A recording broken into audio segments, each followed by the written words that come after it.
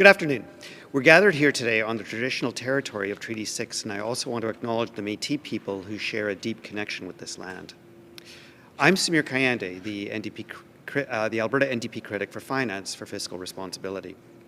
Earlier, the UCP outlined that the province is on track to a $5.5 billion surplus for this quarter, thanks mostly to our high resource revenue.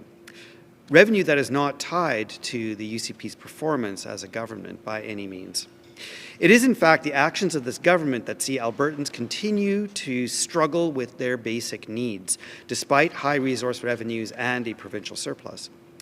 Alberta has had the lowest wage growth at several points under the UCP, and pay here has been massively outpaced by inflation. The UCP is making false promises, touting increased levels of migration, while refusing to acknowledge that those who answered their call likely won't be able to afford a place to live, keep up with the cost of their basic needs, or access public services in a timely way. Right now, food bank use in Alberta is the highest in the country.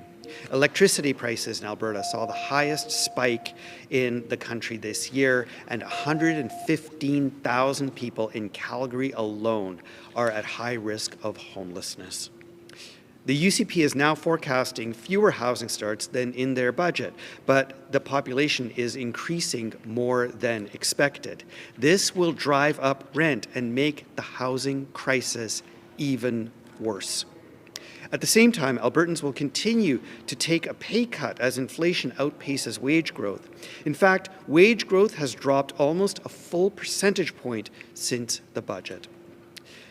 The UCP's numbers are based on rosy projections for economic growth that are considerably higher than private sector forecasts. It comes at a time when the UCP is injecting massive amounts of uncertainty into the economy by banning renewable energy development, planning to pull out of the CPP, implementing the Sovereignty Act, and threatening to nationalize the electricity sector.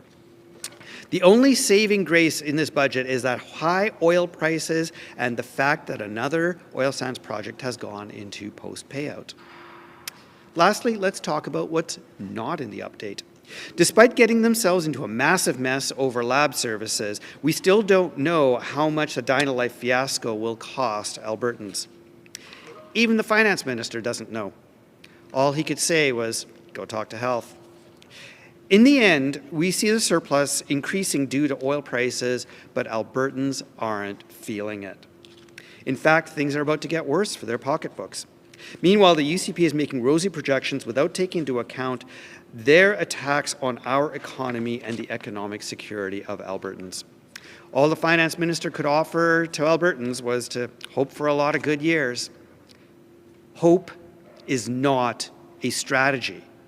We need a government with a plan that actually improves the lives of ordinary Albertans who are struggling to make ends meet.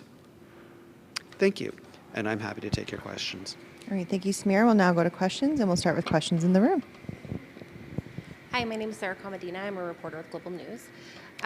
Looking at that $5.5 billion surplus, what would you ideally like to see money go into from that money, or would you leave it as a surplus?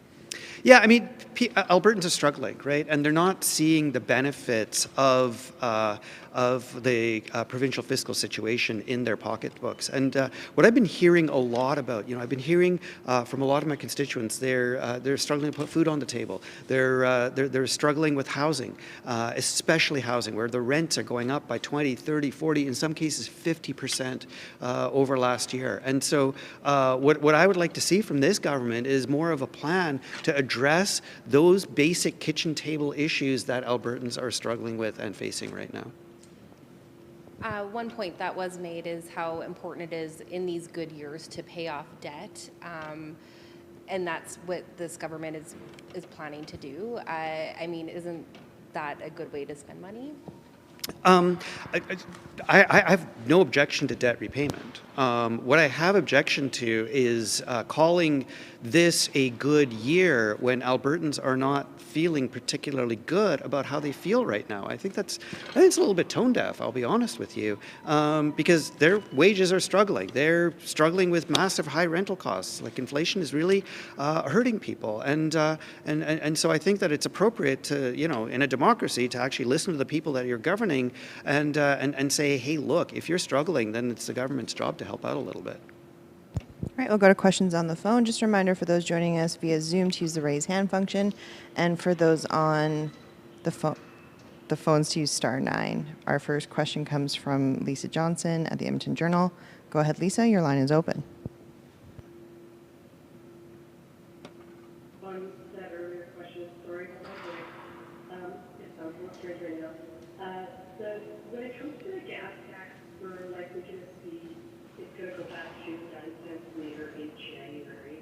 So it'll be based on the sliding scale of what the price of WTI per barrel is. I'm wondering what you would like to see the government do on that front. Do you want the gas tax holiday to continue indefinitely as an affordability measure, or what specifically are you looking to see in terms of affordability measurements to begin? Yeah, I mean, the government's done a great job of tying 5 or 9 cents per liter to affordability, when in fact the largest cost that people face, that ordinary Albertans face, is the cost of their homes. Whether you're paying rent or whether you're having to pay a mortgage, that is for sure the largest cost that Albertans are facing, and that cost is going up. We've got massive in-migration with nowhere for people to live. And we have Albertans who have reached out to me, and they're struggling with rent increases of 30, 40, 50%. What I would like to see from the government to actually address affordability is address housing in some way. And right now, they're just not. They're not doing anything on the single largest cost that households face and the absolute importance of having a place to live in order to have anything else work in your life. Do you have a follow-up, Lisa? Yeah, just on the comment that you made about, some of the what you call rosy projections in the fiscal update. Mm-hmm. You mentioned that the government's projections are off from private sector forecasts, and in the past they've taken a mix of different projections and their own. Can you point to any specific government in terms of RBC or Royal Bank, or what kind of projection is way off from what the government is putting in its fiscal update today? I'll have to get back to you on the specific numbers on that, Lisa. But it's the projections by the provincial government are higher, I believe, than any of the other bank forecasts, and also higher than the consensus. All right, our next question goes to Janet French with the CBC. Go ahead, Janet. Your line is open. Hi there. I just listening to your previous answers, and I'm hearing you articulate a lot of the problems that you see, but I just wondering if you could give some more specifics. If you're talking about addressing problems, if you're talking about housing investments, what specific kinds of housing investments do you think that they should be spending this surplus on? That's a really good question. I mean, fundamentally, we need to build more housing. That is the fundamental mismatch between where people are right now and where the market is. And so, there's a multitude of solutions that are possible to build more housing. One is, of course, stop selling off the housing stock that we already own. Maybe we could start there. I unfortunately don't have the resources of government behind me to say that, okay, 400 million here, whatever, how much that costs, right? And what the dollars assigned to each value are. But fundamentally, what I would like to see is I would like to see a government that builds housing and that addresses the affordability concerns that people have with staying in their homes right now. Do you have a follow-up, Janet? Always. I'm wondering about the UCP government's election campaign plan versus what we heard today regarding their intent about creating the 8% tax bracket. That there's, in the sort of costing of platform that they released during the campaign. They had allotted money for the 2023-24 fiscal year for creating that 8% tax bracket, and we just heard today from Horner that he doesn't know when that's going to happen. It's, in his mandate letter, but there's no timeline on it. I'm wondering if you have any thoughts on that. Yeah, I do. I was extremely surprised to hear Minister Horner say that, because I mean, we just came out of an election campaign where like 6 months out of that campaign, and already we've got the government backtracking on one of its signature promises, and as well focusing its efforts on something that they never did promise, which is now to take our CPP away. So it's part of a pattern, unfortunately, right? Or maybe where the government is actually not doing the things that it was elected to do. And you're right, Janet. It seems a little bit strange to me that they wouldn't want to deliver on this thing that they promised to the people of Alberta. And we'll do another pass for questions in person. And one more pass on the phones. We'll go back to Lisa Johnson with the Edmonton Journal. Go ahead, Lisa, your line's open. Hi, sorry to harp on this again, but the private sector, when you're talking about projections, like this was a fiscal update for the 2023-24 year.